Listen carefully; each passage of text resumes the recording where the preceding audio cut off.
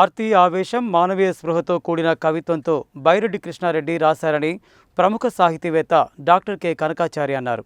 4 దశాబ్దాలుగా ఆర్తి పేరుతో కవిత్వ సంపుటాలు వెలువరిస్తూ తనదైన ముద్ర వేశారన్నారు. ఆదివారం స్థానిక ఓ ప్రైవేట్ స్కూల్లో జరిగిన బైరెడ్డి కృష్ణారెడ్డి ఆత్మీయ అభినందన సభలో ప్రముఖ సాహితీవేత్త డాక్టర్ కె కనకాచారి ముఖ్య అతిథిగా పాల్గొని ప్రసంగించారు. పెరుమాళ్ల ఆనంద్ అధ్యక్షతన జరిగిన ఈ కార్యక్రమంలో కనకాచారి మాట్లాడుతూ ఆర్తి కవిగా బైరెడ్డి కృష్ణారెడ్డి తెలుగు సాహిత్యంలో లబ్ధ ప్రతిష్ఠుడు అన్నారు. ఇటీవల సురవరం ప్రతాపరెడ్డి తెలుగు విశ్వవిద్యాలయం బైరెడ్డి కృష్ణారెడ్డికి కవిత్వంలో కీర్తి పురస్కారం ప్రకటించిన సందర్భంగా నల్గొండ సాహిత్య సంస్థలు ఏర్పాటు చేసిన ఈ కార్యక్రమంలో మేరెడ్డి యాదగిరెడ్డి మాట్లాడుతూ 4 దశాబ్దాలుగా ఆర్తి పేరుతో కవిత్వ సంపుటాలు వెలువరిస్తూ తనదైన ముద్ర వేశారన్నారు. మునాసు వెంకట్ మాట్లాడుతూ తన కవిత్వాన్ని తానే పదే పదే పునర్మూల్యాంకనం చేసుకుంటూ స్వచ్ఛమైన కవిత్వాన్ని వెలువరించిన కవిగా బైరెడ్డి కృష్ణారెడ్డిని అభివర్ణించారు. ఈ కార్యక్రమంలో కోమటి మధుసూదన్, మాదగాని శంకరయ్య, డాక్టర్ పగడాల నాగేందర్, ఎలికట్టె శంకర్రావు, డాక్టర్ హిమవంతరెడ్డి, బండారు శంకర్, సాగర్ల సత్తయ్య, భీమార్జున్ రెడ్డి, దాసరి శ్రీరాములు, డాక్టర్ మేక ఉమారెడ్డి, గంటకంపు గణేష్, దైద రవి, సంధ్య, అంబటి వెంకన్న, దేవులపల్లి రామచంద్రయ్య, డాక్టర్ చింతోజు మల్లికార్జునాచారి, బైరెడ్డి సత్యనారాయణ రెడ్డి తదితరులు పాల్గొన్నారు. ఆయన ఇంటి పేరు బైరెడ్డి అంటున్నారు, కానీ ఆయన రాసిన రచనల ద్వారా వచ్చినటువంటి ప్రాచుర్యంతో ఆర్తి కృష్ణారెడ్డి అని మాత్రమే అనాల్సి ఉంటుంది. ఈ ఆర్తి అనే మాట దగ్గరికి వచ్చినప్పుడు ఆయన చాలా ఫీల్ అయ్యి ఆర్తి అనేటువంటి మాటను తీసుకొని తన రచనలన్నీ సంకలనాలుగా వేసుకున్నాడు. ఆర్ద్రత లేని జీవితం కాదు, ఆర్ద్రతకి పర్యాయం ఆర్తి ఒక రకంగా. అయితే అట్లాంటి ఆర్ద్రత ఉంటే కవిత్వం చాలా గొప్పగా ఉంటుంది. అటువంటి కవిత్వమే రాశాడు. ఇక ఆయన కవిత్వాన్ని గురించి చెప్పాల్సి వస్తే అనువాదాలకు లొంగని కవిత్వం అది. అటు ఆంగ్లంలోనూ ఇటు తెలుగులోనూ 2 భాషల్లో రాసిన ఏ భాషలో రాసిన అనువాదాలకు మాత్రం ఎట్టి చిత్రం లొంగదు. అంటే చాలా నేటివిటీ కలిగినటువంటి కవిత్వం అని చెప్తాను దాన్ని. అనువాదాలకు ఎప్పుడు లొంగదంటే స్థానీయత ప్రతిబింబించినప్పుడే ఆ కవిత్వానికి అనువాదానికి లొంగడానికి వీలుండదు. అటువంటి కవిత్వం రాసినవాడు. ప్రత్యేకించి ఈ నల్లగొండలో ఇప్పటికే 1 డజన్ మంది దాదాపు కీర్తి పురస్కారాలు అటువంటి పురస్కారాలు తీసుకున్నారు. ఈ మిత్రుడు కూడా తీసుకోవడం, ఈ సభ జరగడంతో మరికొంతమంది తీసుకోవడానికి, ఈ నల్లగొండ జెండా గట్టిగా ఎగరడానికి ఉపకరించేటువంటి సభ నిర్వహించారు.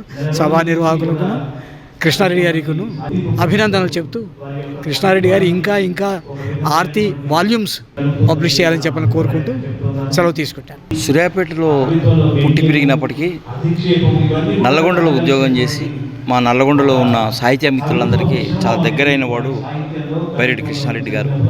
ఆయన ఆర్తి అనే ఒకే పేరుతో 5 కవితా సంకలనాలు తీశారు. ఆయన చేసిన విశేష కృషిని గుర్తించి తెలంగాణ రాష్ట్ర విశ్వవిద్యాలయమైన సురవరం ప్రతాపరెడ్డి తెలుగు యూనివర్సిటీ ఆయనకు కీర్తి పురస్కారాన్ని బహూకరించింది. ఆయనకు కీర్తి పురస్కారం రావడం అనేది చాలా ఆనందించదగ్గ విషయం. ఇది చదువుకున్న వాళ్లకు, కవిత్వం చదివిన వాళ్లకు, బాగా సాహిత్యం మీద నాలెడ్జ్ ఉన్న వాళ్ళకే అర్థమయ్యే విషయం. కీర్తి పురస్కారం రావడం అంటే కవి చాలా కష్టపడితే తప్ప ఒక యూనివర్సిటీ కీర్తి పురస్కారాన్ని ఇవ్వదు. అట్లాంటి ప్రతిష్టాత్మకమైన కీర్తి పురస్కారాన్ని తాను పొందినందుకు ఈ సందర్భంగా నేను బైరెడ్డి కృష్ణారెడ్డి గారికి అభినందనలు తెలియజేస్తున్నాను. ఆయన రాసిన సమగ్ర కవితా సంకలనం కూడా ఈ మధ్య ఆర్తి పేరుతో వచ్చింది. ఇందులో 5 సంపుటాలు ఉన్నాయి. పాఠకులు, సాహిత్యకారులు, నల్గొండకు చెల్లిన ప్రముఖులంతా కూడా బైరెడ్డి కృష్ణారెడ్డి గారి కవిత్వాన్ని అధ్యయనం చేయాలని, బైరెడ్డి కృష్ణారెడ్డి గారి కవిత్వం సమాజానికి ఎంతో ఉపయోగపడే కవిత్వం అని, సమాజం నుంచి వచ్చిన కవిత్వం, తన జీవితం నుంచి వచ్చిన కవిత్వం కలగలిసిపోయి ఒక నూతన తరానికి కొత్త దృక్పథాన్ని ఇచ్చే కవిత్వం బైరెడ్డి కృష్ణారెడ్డి గారు రాశారు.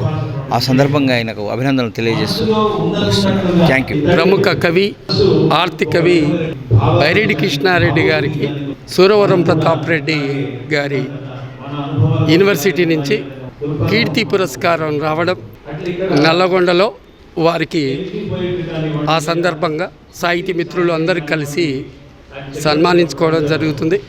ముఖ్యంగా బైరెడ్డి కృష్ణారెడ్డి గారు ఆంగ్ల భాష మీద మంచి పట్టున్న అరుదైన కవి. వారి కవిత్వంలో ఎక్కువగా వస్తు వైవిధ్యం కంటే ఆత్మని పెనవేసుకునే కవిత్వం, అందులో ఆనందం, దుఃఖం మిళితమైన ఒక విశిష్టమైన కవిత్వాన్ని అతను రాస్తాడు. అతని కవిత్వంలో రాసే క్రమంలో ఒక గురువు ఒక శిష్యుడు ఇద్దరి మధ్యలో జరిగే ఒక చర్చలో భాగంగా ఆ కవిత్వం నడుస్తుంది. ఆ కవిత్వంలో అనేక సలహాలు శిష్యుడు ఇస్తాడు, గురువు ఇస్తాడు.